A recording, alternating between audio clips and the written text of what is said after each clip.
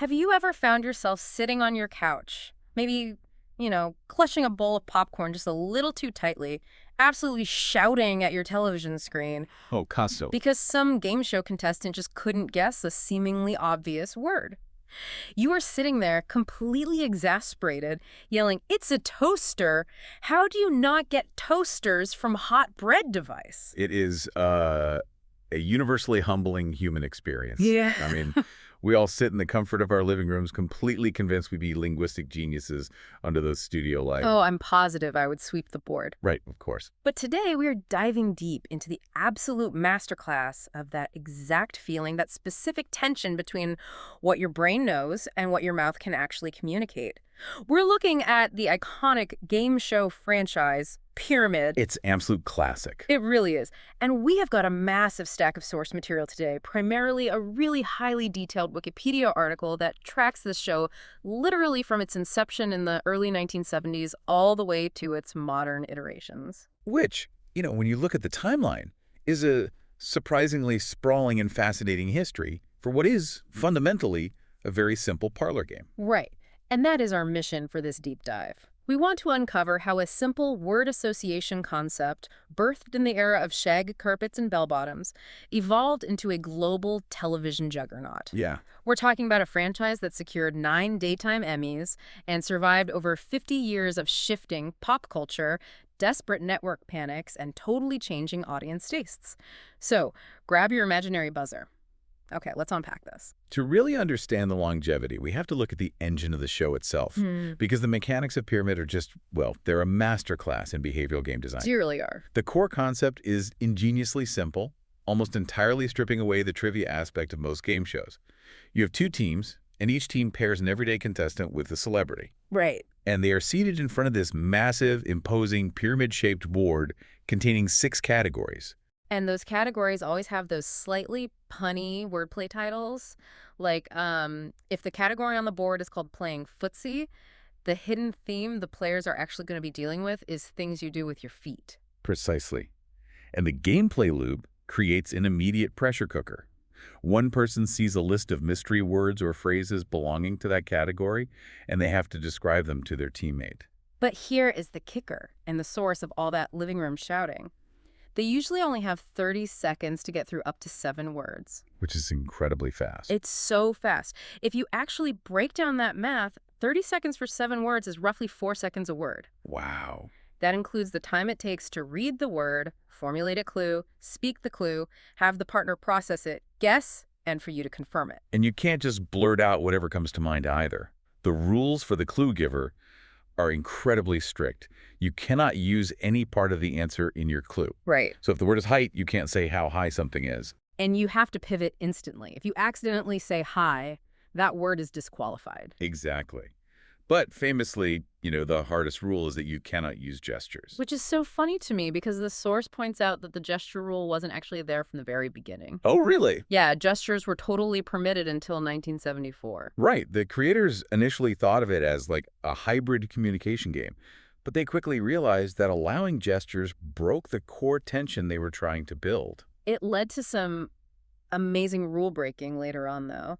The source mentions this incredible moment in 1982 with the actor Charles Siebert. Oh, I know this one. He's trying to get his partner to guess the word lasso, and the clock is ticking down, and his brain just short circuits. He completely loses it. He completely breaks down and starts fully pantomiming, swinging a rope over his head. You can just imagine the producer's heart rate spiking in the control room. Oh, absolutely. Because the moment you allow pantomime, it stops being a cerebral word game and devolves into a game of charades. The strict prohibition on gestures is actually what forces the brain to work so incredibly hard. It's like a linguistic straitjacket. You are strapping the players into this deeply restrictive mental box. I mean, is playing this game basically like trying to describe a color without using its name?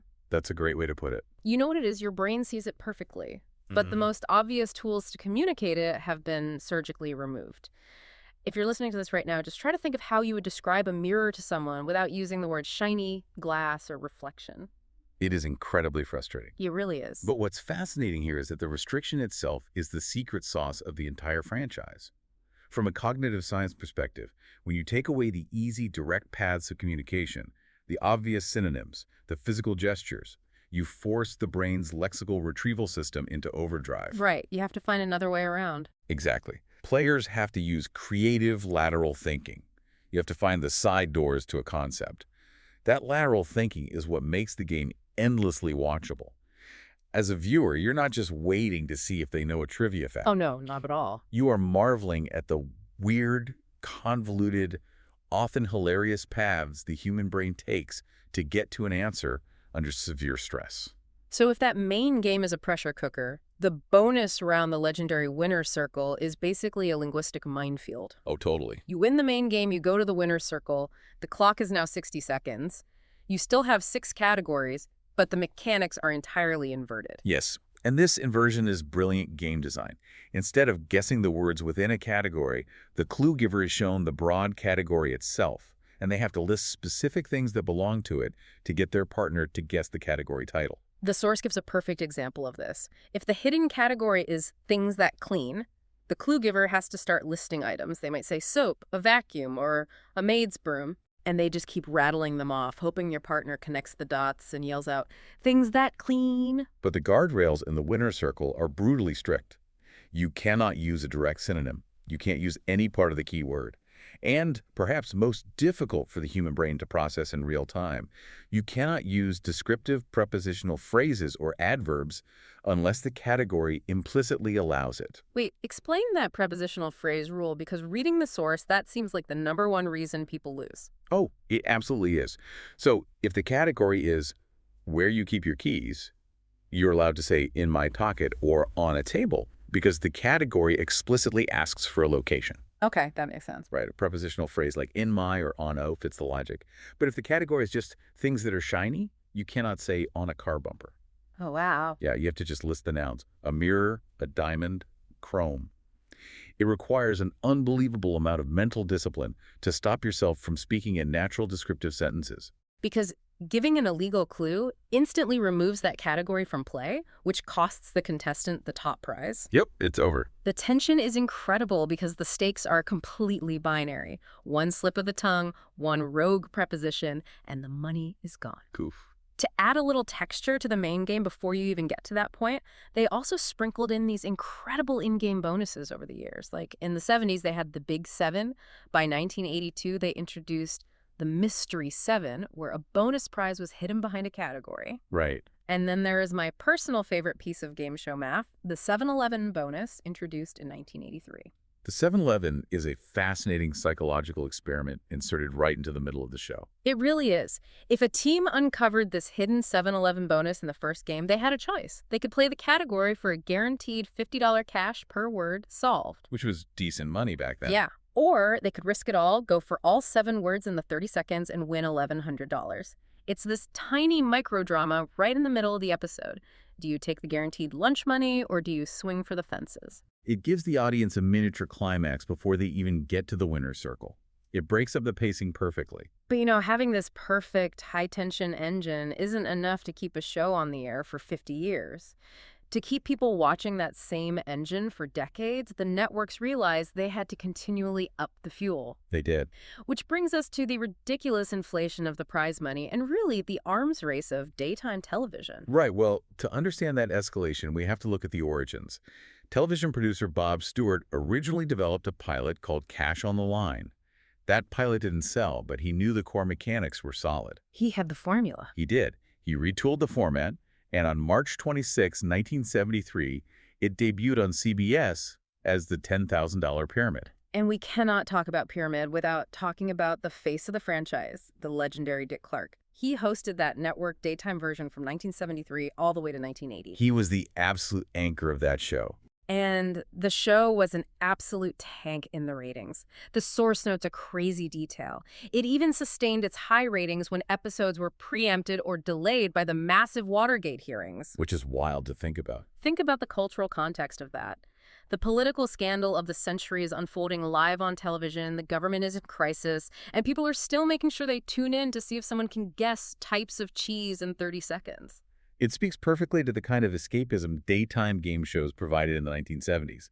The real world was chaotic and unpredictable, but Pyramid was clean, it was rigorously structured, and the rules were absolute. But the prize money starts getting a little chaotic. It starts as the $10,000 pyramid. By 1976, it moves to ABC and doubles to the $20,000 pyramid. Right. Then it goes into syndication at $25,000. Then there's a $50,000 version. And eventually, the holy grail, the $100,000 pyramid. I have to ask you, looking at this timeline, was this rapid inflation of the prize money just pure network greed? Like, were they just dangling shinier and shinier keys to distract the audience, or was there an actual strategic reason for this? It was definitely an arms race, but I wouldn't call it greed or a cheap distraction. I'd call it a necessary evolution in the economics of daytime TV.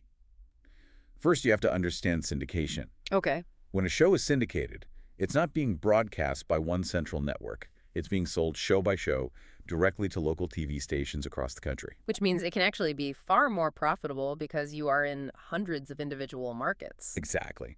And with that wider reach and different revenue model, they could afford bigger prizes. But psychologically, you also have to remember the context of the late 1970s and 1980s. Right. The economy was crazy. Exactly. Inflation was skyrocketing, and the psychological threshold for what constituted life-changing money for a viewer at home was rising.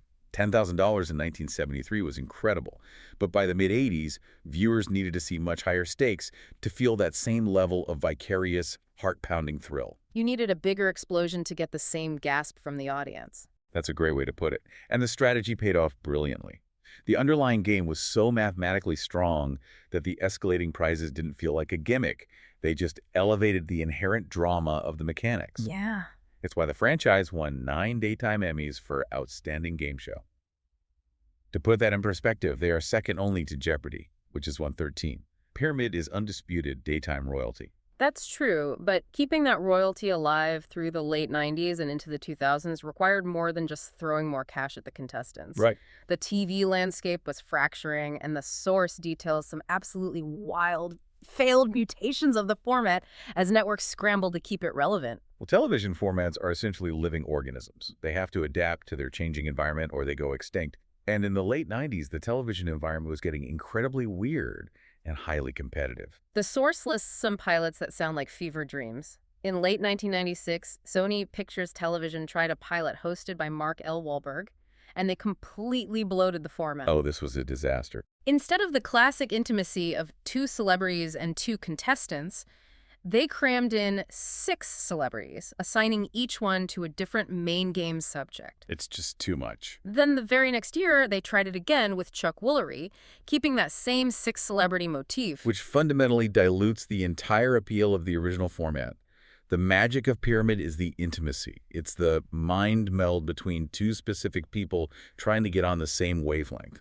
When you add 6 celebrities, it becomes a chaotic circus. But wait, let me push back on that for a second. If you're a network executive in the 90s, isn't variety the whole point of television? Well, Wouldn't adding more comedians or actors just increase the odds of someone saying something hilarious or creating a viral moment? Why did having more stars bomb so hard? because it disrupts the viewer's investment. When you only have 2 celebrities for the whole half hour, the viewer gets to learn their communication style. You watch them struggle, adapt, and build a rapport with their civilian partner. You root for that specific partnership. Mm-hmm. If you cycle through 6 different celebrities, it's just a revolving door. Yeah. You never get the satisfaction of watching 2 people figure each other out. That makes so much sense. You lose the emotional narrative of the episode. And then, in 1999, it gets even weirder. Bill Dwyer hosts a pilot called Pyramid Rocks, where they try to awkwardly shoehorn music trivia into the classic word association format. Right. Here's where it gets really interesting to me. Why take a perfectly elegant, mathematically beautiful logic format and try to smash it into a music trivia show? Why do networks always try to fix what isn't broken? If we connect this to the bigger picture of the television industry at the end of the 90s, it makes perfect cynical sense. Networks aren't operating in a vacuum.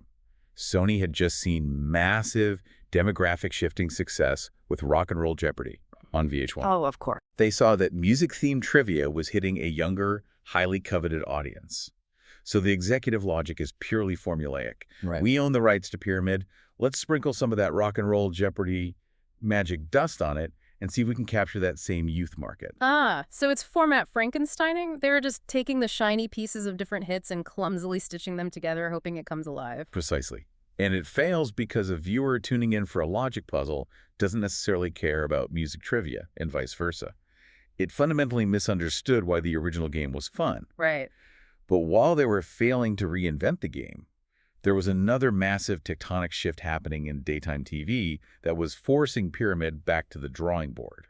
And that was the slow death of the daytime soap opera. This detail in the source notes completely blew my mind. Pyramid wasn't just competing with other game shows. It was actively being eyed as a cheap life raft for dying daytime dramas. Yes. You have to look at how daytime television blocks are scheduled.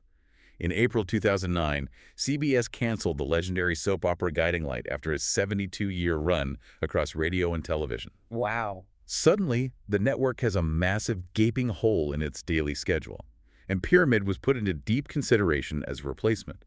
They even shot high-stakes pilots with Dean Cain and Tim Vincent, floating a potential $1 million top prize. $1 million on a daytime word association game. I know. They ultimately went with Wayne Brady's revival of Let's Make a Deal to fill that slot. But the soap opera bleeding didn't stop. Just months later, CBS cancels another absolute institution as the world turns. No. And once again, Pyramid is on the short list to replace it, this time looking at Andy Richter as a host.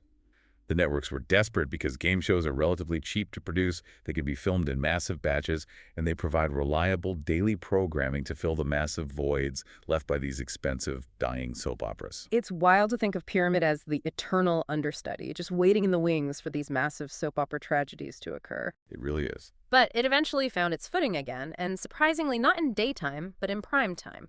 The Michael Strahan Renaissance. Yes. In 2016, ABC brought the $100,000 Pyramid back to life, packaging it as part of their Sunday Fun and Games primetime block.